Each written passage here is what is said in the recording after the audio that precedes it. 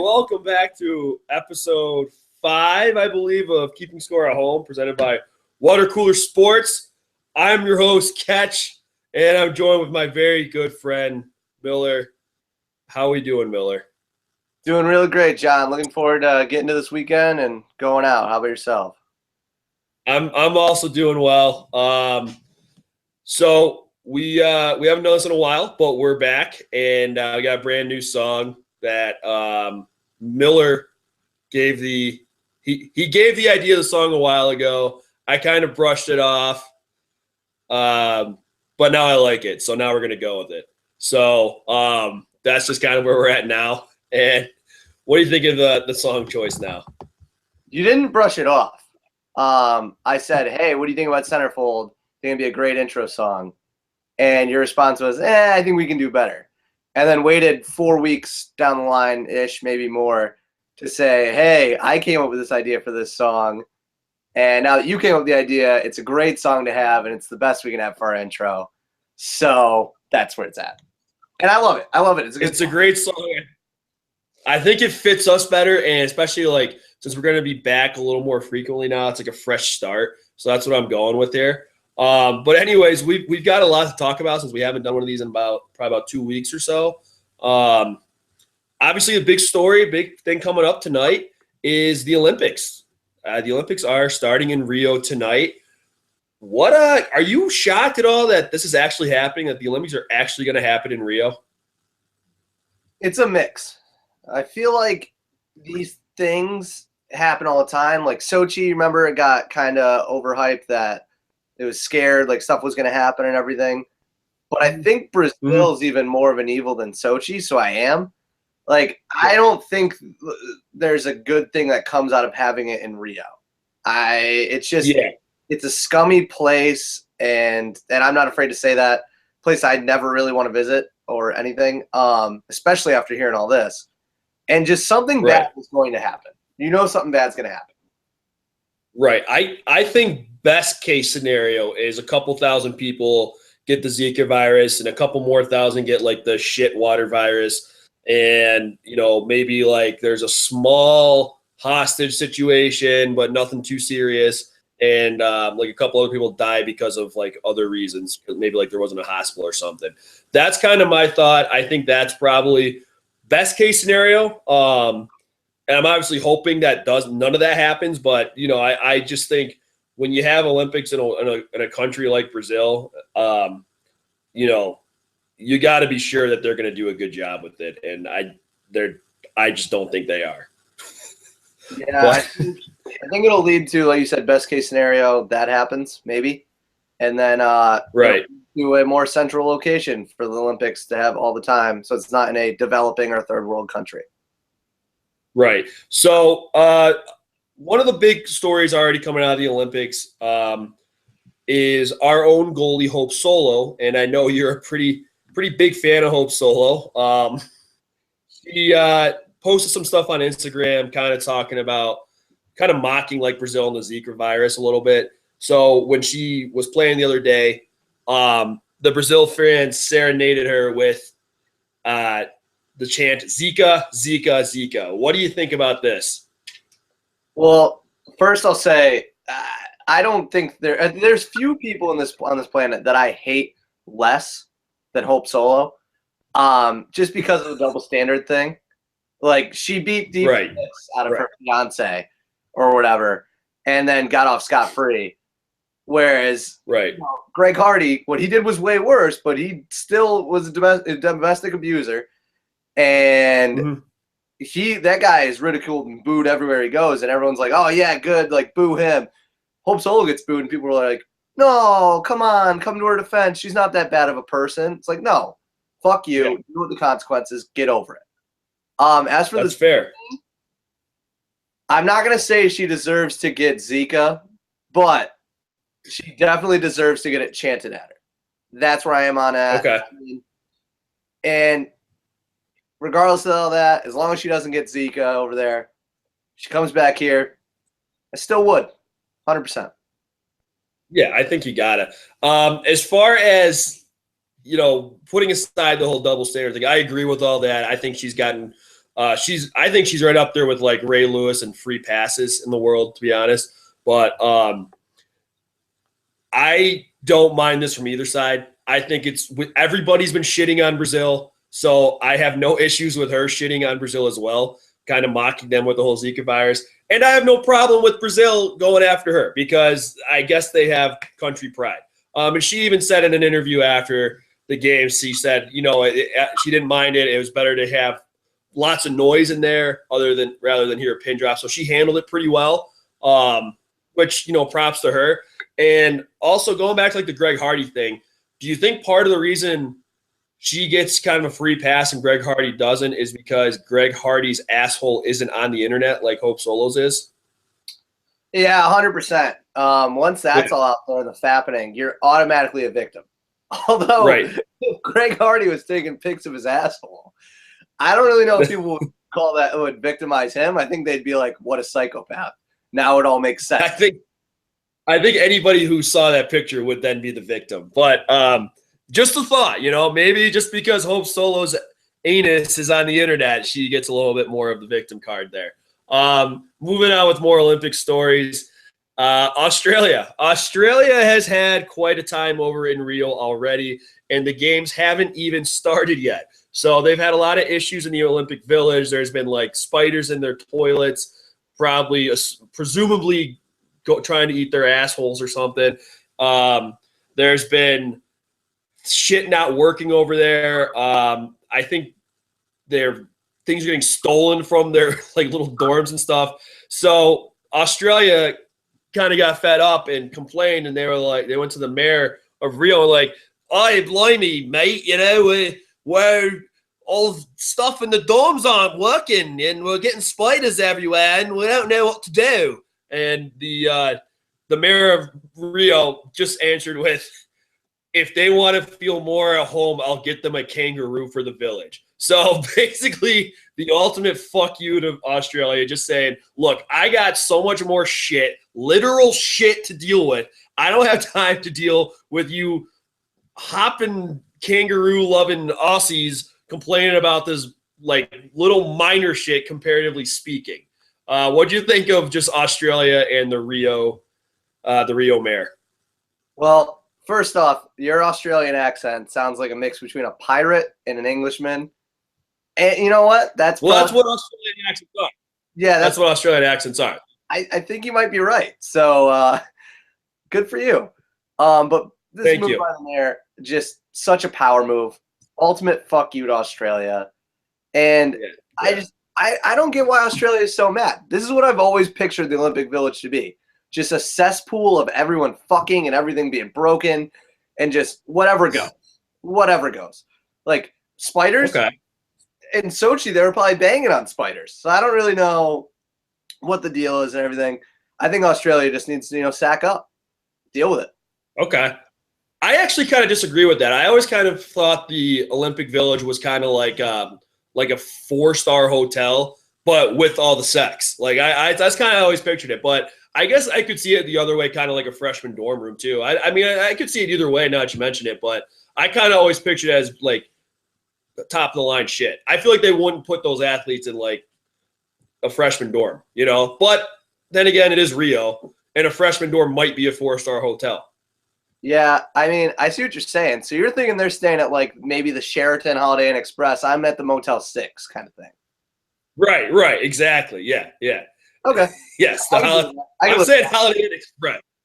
Yeah. All right. So there we go. But speaking of the Olympic Village, one team that is not staying there is our very own men's basketball team. They have opted to stay on a luxury cruise ship rather than the Olympic Village. What do you think of this move by the U.S. men's basketball team? It's ballsy, and it's another power move, just like the mayor of Rio. But it's just, right. Them walking in, dick swinging right off the bat, saying we're more superior than any team that's here. They don't deserve to be living in the same place as us. They definitely don't deserve to be on the same court as us. And because of it, right. Honestly, we're going to win every game by at least 25 points.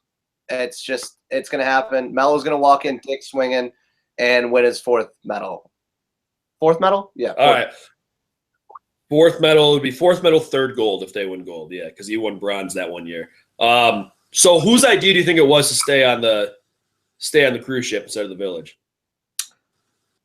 I'm thinking it was the coaching staff because it was You think so? after Draymond Green released his dick on Snapchat.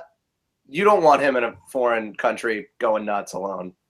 That's true. That's a good point. I wasn't even thinking that. I was thinking it might more be Melo just because he's the old guy and he's kind of like like you hang out with your friends, you got the married couple friends, and you're like, oh, let's go out till 2 a.m, and they're like, oh, no, I just want to go home. Like I don't want to deal with like going out. I thought Melo would be like, I don't want to deal with this shit in the Olympic Village. Like I don't want to deal with the spiders.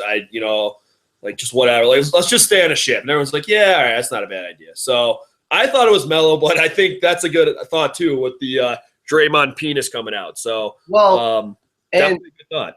And it makes sense because Melo too. I didn't think about that. Is he's a big boat guy. Remember his banana boat days with Chris Paul and LeBron? That's right. Yeah. So now, do you think they're going to ride a banana boat to the games? Do you think they do that? Well, no, because you need to keep your endurance up. You know what I mean? You don't want to blow your load before the game even starts. That is a very good point. Speaking of blowing your load, a new American athlete's hair looks like somebody blew their load in his hair. Ryan Lochte decided to go ahead and dye his hair invisible. It's basically translucent. What do you think of Ryan Lochte's hair? I honestly think it's the ugliest thing I've seen in my life. It literally looks like someone dipped the top of his head in just like snow, and it all just stuck. It's gross. It is so gross. He looks like Jack Frost. Yes. You ever seen the movie Jack Frost? Yes, 100%. He looks like Jack. Yeah. Wow. I was trying to think of it, and that's what it was. He has Jack Frost hair. So I don't know what this move is. I don't know why he did it. I don't know why he felt the need to do this to himself. This just makes me even more Team Michael Phelps than before. I don't get it. I did a little research on Ryan Lochte before this, and I looked at his Wikipedia page and saw that he actually trademarked the word Jeah, Jeah. I don't know if he was like going for Chia, but have you ever heard Jeah? I mean, now that I have heard it, because I might have to use it all the time. Well, you might get sued. You might get sued because he trademarked it. You're right. But I don't think he's smart enough. He trademarked Jeah. I don't think he's smart enough to get lawyers to actually sue me for saying Jeah. That's true. That's a good point. So, but that's where we're at now. Obviously, there's going to be a lot more Olympic stories in the next couple weeks, next 18 days. Mike and I are both very big Olympic people, so look for our blogs and commentary on that in the next couple weeks. But moving on now, another thing we missed was the MLB trade deadline. And the first thing we want to talk about here is we're both Red Sox fans, and we both basically watched as the Yankees threw in the towel and traded all the pieces that they had that really probably gave them any shot of really going anywhere. The only bad thing is they did get a good pool of prospects back, but they no longer have Andrew Miller, Chapman, or Carlos Beltran. So what are your thoughts on the Yankees just throwing in the towel for the season? Obviously, I love it for now. Nothing better than the Yankees just be a fucking doormat. Right. But the fact of the matter is, with the prospects they got, I feel like they crushed it this trade deadline. I mean, if you look at the ranking of the prospects they got, they rank better than the prospects Theo Epstein got when he basically dismantled the Cubs a few years back. So my only fear is that the Yankees are going to be the Cubs in a few years, in which case I'll probably be hating my life, kicking myself in the dick somewhere. Right. So my only hope is that the Yankees do what the Yankees do and try to trade some of these prospects for somebody who is going to underperform for them. But it is a little scary too, because the ETA for these kids are probably going to be 2018 or so for a lot of them. And that's the year that I think Harper's a free agent. And I know the Yankees are going to go after him hard. So that could be very scary. Having Bryce Harper and these allegedly very good young prospects coming up at the same time. That could be scary, but we're hoping for the best, hoping the Yankees fuck this up somehow, and they just continue to suck. Moving on now to another big story in MLB. Yasiel Puig, the trade that kind of ended probably most likely ended his career in Los Angeles. Full disclosure, Miller and I got in a heated debate about this about, I don't know, 15 minutes ago, to the point where we had to stop the podcast and start it all over again. I'm just going to summarize my thought rationally and calmly. Miller will summarize his thought, and we'll let you decide who you want to deal with, because we don't want to get back into what happened. It was our first fight as a podcast couple, and it was sad. It was really sad. My thought is that Puig has been regressing every year. His attitude sucks. Even though he had improved his attitude this year, he was underperforming. Right now, the Dodgers felt that Reddick gave them the best chance to win, and they want to move on from Puig. That was my thought. That was my point. What was your thought, Mike? And I'm not going to say anything to refute it. Go ahead. My thought is it's very similar, actually, is that Puig is just such a dickhead that they're fed up with it. They're done with it. They want him out, and he's a clubhouse cancer. Everyone knows that. I don't know if it's going to be his last game in Dodger uniform. This was I was thinking about this the other day, because the minor league season's done in less than a month from now, I think. Oh, can I just step in for 1 second? Yep. Other than September calls, I think after this season he won't be a Dodger. Sorry, go ahead. Oh, okay. Sorry, I apologize for that. Yeah, I agree with that. I mean, they gotta get rid of him. But right, I think what the best case scenario for the Dodgers is with him right now. You call him up, and he has a late surge at the end of the year, or like into the playoffs if they make the playoffs. And whatever. I just think that with a guy who has as much skill as Yasiel Puig does, if he wasn't a dickhead, you don't make that trade for Reddick. And I love Reddick. You know this. I went to the same high school as Josh Reddick, South Effingham, rep it hard, and all that. But and I love him. I just think that if you look at them both and their raw skill they have, where Reddick's having a better year, yes. I just think that you stick with Yasiel Puig, especially because he's younger too, unless he's what he is, and I think that's why he's gone. I can understand that. The only thing I would rationally counter to that is I feel like the Dodgers are kind of in win now mode. They've been kind of chipping every year for the last 4 or 5 years, getting into those, getting in there, getting into the playoffs, and then losing in the first round or second round. I kind of feel like that's what I'm saying. I think they feel like Reddick gives them a better chance to get over that hump than Puig right now. I agree that down the road, Puig's upside is way better, and that he's probably going to have his numbers are going to be better over the course of his career if he figures it out, because like I said, he has regressed. But right now, I think Reddick he's the better player right this second. That's my thought. Yeah, I think if you're the Dodgers, you got to worry about your rotation. I mean, they did. Don't get me wrong; they got Rich Hill. Right. We'll touch on that a little bit later. My thoughts on that, but right. Kershaw, man. Hey. Yeah, that's huge. That is a very, very big blow to them. I would not overlook Scott Kazmir picking up the slack, though. I think Kazmir, he has pitched some big games in his career.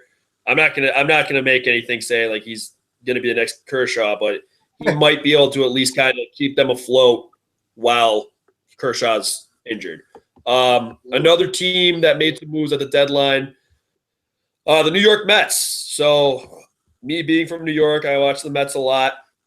They made a trade. They ended up getting Jay Bruce this year. They almost got him last year, but they also got John Neese back, which is kind of funny for a couple reasons. One reason is because now they essentially traded Antonio Bastardo for Neil Walker straight up, the way it worked out, which is funny.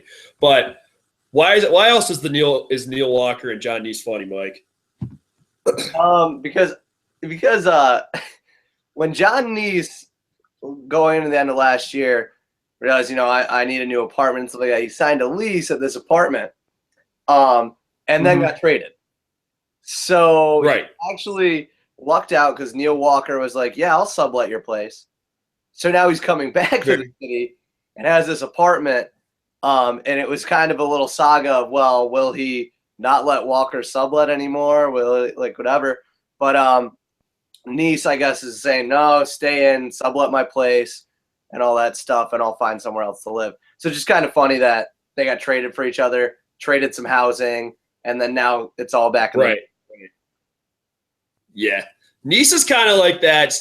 He's the guy that always I feel like he's got will always end up like with the Mets. Like he'll get traded again or sign somewhere else, but he'll be back on the Mets eventually because the Mets just kind of see him as like the guy they can use and they know him the best and sort of thing. It's kind of like when Kirk Neuenhuis last year for the Mets got cut and he played like a week with the Angels and they got cut again. And then the Mets signed him again because they just, I don't know. He's just the guy that's always going to come back to the team that has been with them. What do you think of the Jay Bruce signing, though? I love it. I mean, his RBI numbers speak for themselves. He's nasty, right. And I feel like you throw him into that outfield. Now that outfield all of a sudden got stacked real fast. Right. And when Yo opts out, which I think he will, then Jay Bruce is now the man. So I think it's perfect. Right. The only thing is they don't have a center fielder right now. They don't. I mean, Cespedes can play center, but he's hurt, and they did not handle his injury well. So now they're going to be relying on basically Granderson, Alejandro De Anza, and Michael Conforto to play center field. And Conforto's naturally a corner outfielder. Granderson was a center fielder, but he's older now. I mean, he's not going to be that effective in center. And De Anza is more of a fourth outfielder type, anyways. And one of those guys is going to have to sit because of Bruce. So it's just a tough place because Lagares is hurt too. And offensively, they have a stacked outfield, but, hopefully not having a center fielder won't bite them. And you're probably right. Cespedes is probably going to opt out, especially the way they handled his injury. I don't think they handled it well at all. So that's too bad for the Mets. That was kind of a good opportunity they had that they really didn't do well with. Another big thing that happened was Jonathan Lucroy and his saga. So Lucroy decided he was going to get traded to the Indians. The Indians are fucking idiots and said, yeah, we'll trade for you, but we can't guarantee you're going to catch next year because Yan Gomes is our catcher, even though Lucroy has way better numbers than Yan Gomes. He vetoes the trade and comes back to Milwaukee and then gets traded like the next day to the Rangers. So what are your thoughts on the whole Lucroy thing? Yeah, I think that Jonathan Lucroy just didn't want to be in Cleveland. And it just shows how shitty of a place Cleveland still is, even after LeBron won a ring. I mean, it proves to me that it's up there with like Compton, Detroit, etc., all those places. So I'm not surprised. I wouldn't want to go to Cleveland. So good for him. Yeah. No, I totally agree. I also thought it was hilarious that like the game after he vetoed that trade, he got a standing ovation from the Brewer fans. They were like, oh, he chose us over them. It's like, no, he said like 2 days ago that he wanted to get traded to a contender.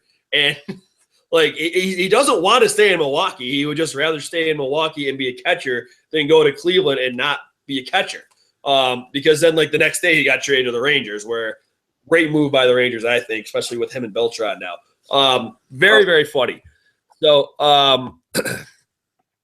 yeah, so that's just crazy. So a lot of moves, actually, some like kind of mid-level names, a lot of like mid-level names, I would say, got moved at the deadline. Why don't you go ahead and give me one of your most underrated moves at the deadline? So I think this is really underrated. Not a mid-level name at all, but Carlos Beltran, just because of his just because of his experience with that team and helping them, because that's a good team. And I mean, he's a very good player still hits very well, but his ability to be able to coach the guys through what they're going to be going through towards the end of the season, making their run. I think it's a great pickup. Yeah, especially with Fielder out I think he's out for the year. That's a nice pickup. They can DH him. He'll probably stay healthy too. One of my underrated moves, I actually have a pair of pitchers. I thought the Francisco Liriano to the Blue Jays was a pretty decent move.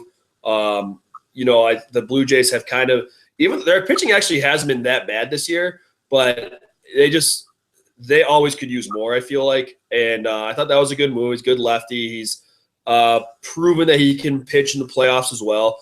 And another underrated move that I liked was Matt Moore going to the Giants. I thought that was a really good move. I actually think Matt Moore is going to do really well in the NL. I like what he's got. He's a hard-throwing lefty. And, I'm excited to see how he does in San Francisco. How about an overrated move?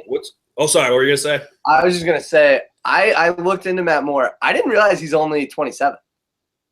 Yeah, he's a young guy because I think he had Tommy John one year too, so he was out for a season. Yeah, I didn't realize he's been around that. Or I didn't realize he's that young because he's been around so long. Like it seems like right hearing the name Matt Moore for a while, but I guess not. I guess right. I just made that up. But overrated move. No, yeah. I honestly think Rich Hill going to the Dodgers. Yeah, is an overrated move, and here's why. I like Rich Hill. I think he's a great guy, right. All that stuff. And he might have been the best available pitcher. Like statistically, he's had a great season and all the time. I'm not going to take this season away from him, but he's 36. Yeah. Over his career, other than the past couple of years, he's been pretty mediocre and all that stuff. And like I said, 36, he's getting up there in age. I just don't like all this hype that they're getting about it, where you keep hearing oh wow, yeah, Rich Hill, what a great pickup, this, that, whatever. And it's just well. I don't know. It's just, to me, it's being way too overhyped, and that's why. I think it's a good pickup, but I think it's not this great miraculous thing that they think is going to save the franchise this season. Yeah, that's a good one. I actually am curious why the Dodgers they didn't take a run at Matt Moore. I think he would have been a little bit more effective, and he's younger. They could have used him for more years. I mean, I think that would have been a pretty interesting move on their part, especially with Kershaw out.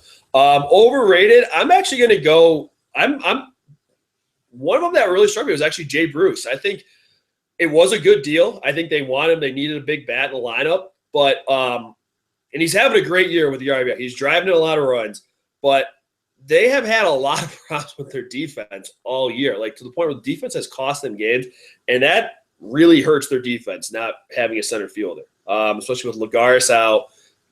Cespedes doesn't look comfortable in center when he's back. Like I said, Conforto has played center. He may be young enough to be able to kind of swing it, but he's only hitting 220. He might not even be an everyday guy. Bruce can't play center.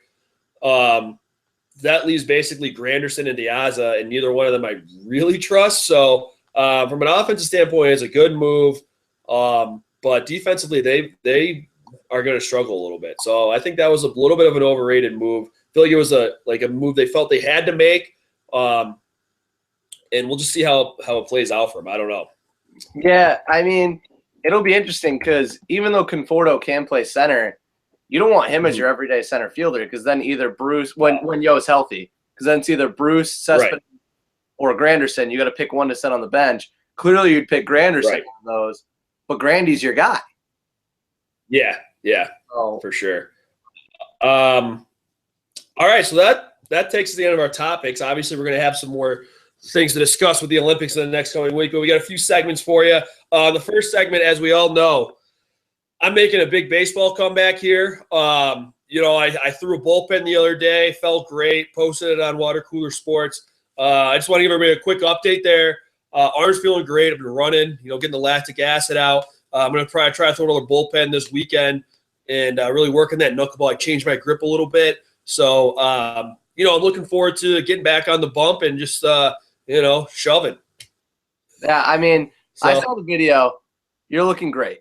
There's nothing I can say.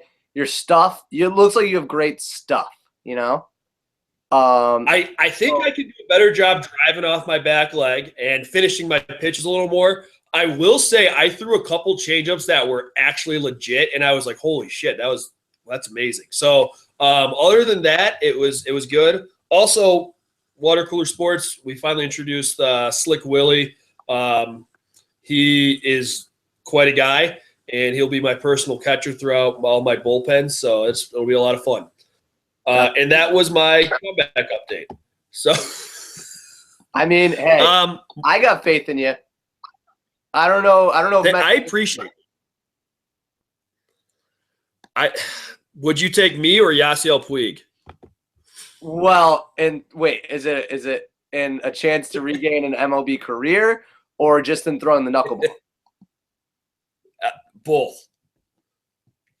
Puig and you. Whatever. All right. Dude, moving on. You know why though? I do want to say this.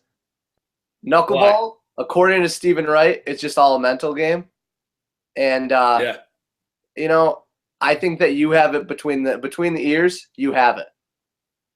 That's true. I do. That's true. It's a good point. All right, moving on. This past week, we had a couple reality shows come to a close for their season. So we're going to do something we haven't done in a couple weeks, the Reality King Minute. This is, I guess, where I talk about reality shows. Do you have any questions about either The Challenge, Rivals 3, or The Bachelor? Personally, I didn't see the finale because I don't watch the reality shows. You know this. What happened with it? Who did JoJo pick? So JoJo ended up picking Jordan Rodgers. I thought it was a bold pick. A lot of tabloids out there saying, he's in there for the wrong reasons, but they seem to be in love. And we don't know why Aaron Rodgers and Jordan Rodgers hate each other. We still don't know. I'm hoping we find out someday, but yeah, we don't know. And in the Challenge Rivals 3, huge super twist at the end. So get this. You ready for this? Mm-hmm. Okay. So at the very end, the final challenge, TJ Lavin, the host, says, in each mini challenge in the final, whatever partner finishes first gets a point. And at the end, the winner, whoever has most points, gets to decide whether you want to split the money or keep the money for yourself. So third place, they split the money. Second place, they split the money. First place, it's Johnny Bananas and Sarah.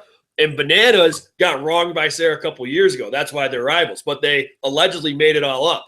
And TJ Lavin, they made up everything, and they're friends now and everything.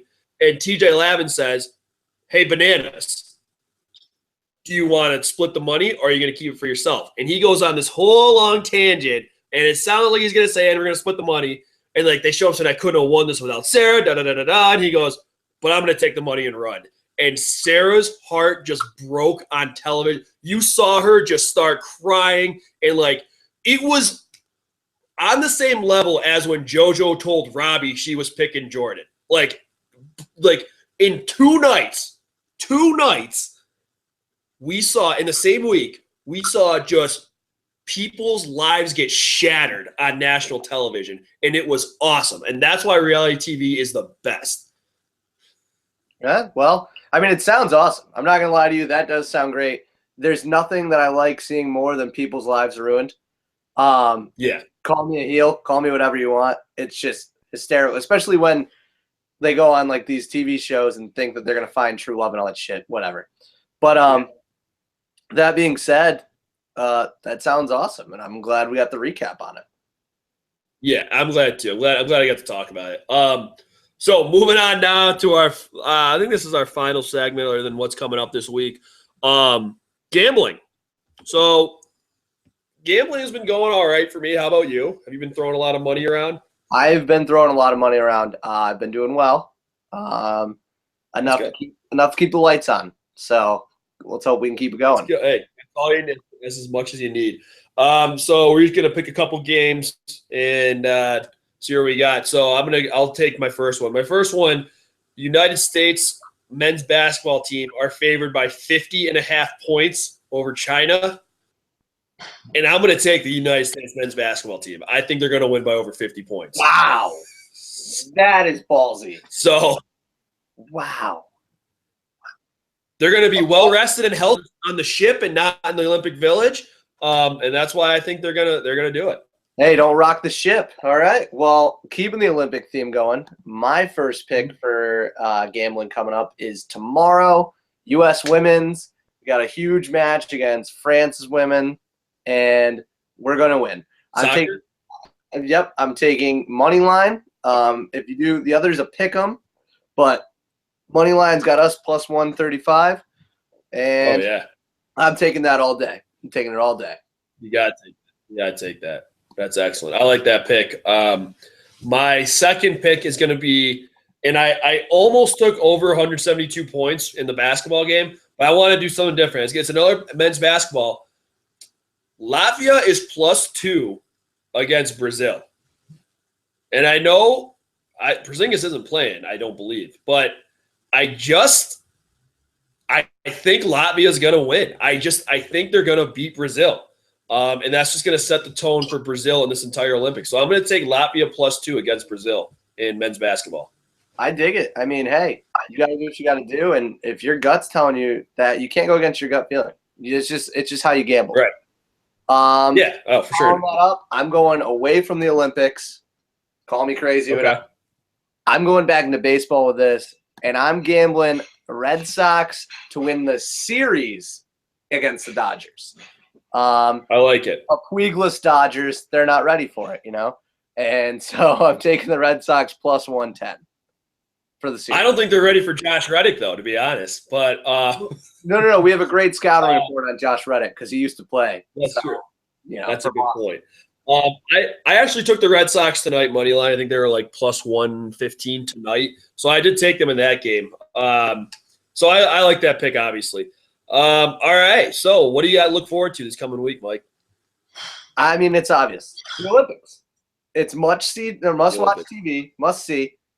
And, just think about it. The living conditions, Zika, terrorism, all this stuff, all coming to the forefront in one thing. I mean, think about tonight. The carrying of the torch and all that stuff and the flag bearers. Yep. Right. Something's going to happen. It's going to be awesome. Right. Or terrible. I am also going to say look forward to the Olympics. I think the first week is swimming. And swimming, I always like swimming in the Olympics. It's always very exciting. I'm going to be very happy to hear Rowdy Gaines' voice again. He's one of the most electric announcers in all sports. So I'm happy with that. I also like the opening ceremonies. And here's a little drinking game for you guys out there in the opening ceremonies. Guess, when they show the country, guess what sport the flag bearer plays. And if you're wrong, you take a drink. So that's my little drinking game for the opening ceremonies. You can also guess how many athletes the country has too, and you can be like plus or minus 5, something like that. But we play with the group of people closest. Whoever's first away has to take a drink. So just a couple little fun things for tonight while you're watching. Even though you probably won't hear this till tomorrow, so you have to wait another 2 years for the Winter Olympics. But there it is, anyways. So that's what I'm going to be doing tonight. I'm going to be looking forward to the swimming and the men's basketball and everything. So, and all the other sports, Olympics are going to be a lot of fun. So, I don't know. You got any last words there, Mike? No. It's been great. I'll probably be doing that drinking game tonight, and maybe we can FaceTime. Yeah, that'd be great. And, I'm also happy that you and I made up and we're not mad at each other anymore after our heated debate about Yasiel Puig and Josh Reddick. Hey, it happens. It happens. When you spend as much time together as Mike and I do, this sort of stuff happens. But yeah, that wraps up this episode. And if you're keeping score home, that's episode 5 of our podcast.